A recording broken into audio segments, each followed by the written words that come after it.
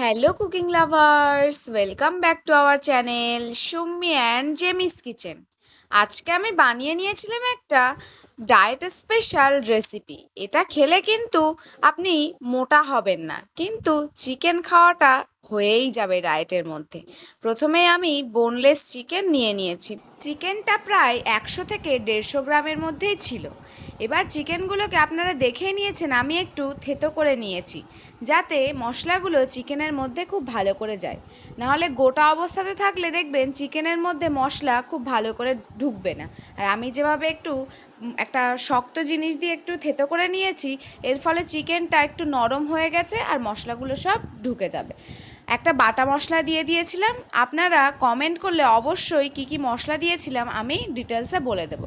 তারপরে এর মধ্যে একটু লবণ, একটু সয়া সস আর একটু রেড চিলি পাউডার দিয়ে দিয়েছিলাম যাতে চিকেনটা ফ্যাকাশে কালার না হয়ে থাকে। এবার একটা ফ্রাইং প্যানে আমি আগে থেকেই একটু রিফাইন অয়েল আর অল্প একটু বাটার গরম করে রেখেছিলাম। এবার চিকেনটা প্রায় আধ ঘন্টা মতো ম্যারিনেশন করে রেখে এবার একদমই স্লো আঁচে এটা ভেজে নেব। দেখুন আমি দিয়ে দিয়েছি, আর কালারটাও কিন্তু নিচ থেকে দেখুন হালকা হালকা সাদা সাদা হয়ে গেছে। ঠিক কালারটা এমনই থাকবে, খুব বেশি চেঞ্জ হবে না।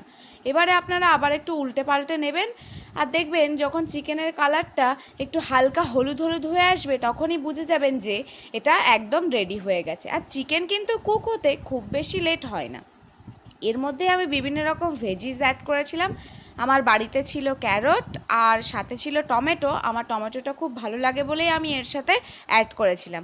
আর এর মধ্যেই দিয়ে নিয়েছিলাম একটু অনিয়নটা যেহেতু চিকেনের সাথে যাবে, শুধু খাবো বলে ওই জন্য একটু অনিয়ন দিয়ে নিয়েছিলাম। আর সাথে দিয়েছিলাম একটু কাঁচা বাদাম আর দিয়ে নিয়েছিলাম সুইট কর্ন। এটাই ছিল ডায়েট স্পেশাল একদম একটা সুপার হেলদি রেসিপি। আপনারা চাইলে এটা অবশ্যই একবার বাড়িতে ট্রাই করতে পারেন। খুব ভালো খেতে লেগেছিল, আর স্মেলও কিন্তু খুব ভালো বেরিয়েছিল যেহেতু আমি বাটার অ্যাড করেছিলাম। আর এই ভেজিসগুলো একটু হালকা ভেজে নিয়েছিলাম এই বাটারে ভেজে নেওয়ার জন্য এর টেস্ট কিন্তু আরও দ্বিগুণ হয়ে গেছিলো। একটু আলতো হাতে ভেজে নেবেন। চিকেনটা আমি আগেই তুলে নিয়েছি, যেহেতু চিকেনটা আমি ফার্স্টেই দিয়েছিলাম ওই জন্য আমি চিকেনটা আগে তুলে নিয়েছি। এবার এগুলো একটু ভেজে নেব। বেশ একটু টাইম লাগবে এগুলো ভাজতে, কারণ যেহেতু গাজরটা একটু শক্ত শক্ত ছিল। এই দেখুন বন্ধুরা, একদম রেডি হয়ে গেছে। ডিশটা দেখেই কেমন লোভনীয় লাগছে বলুন। ভালো লাগলে অবশ্যই like, comment, share and subscribe করে দেবেন। Thank you so much.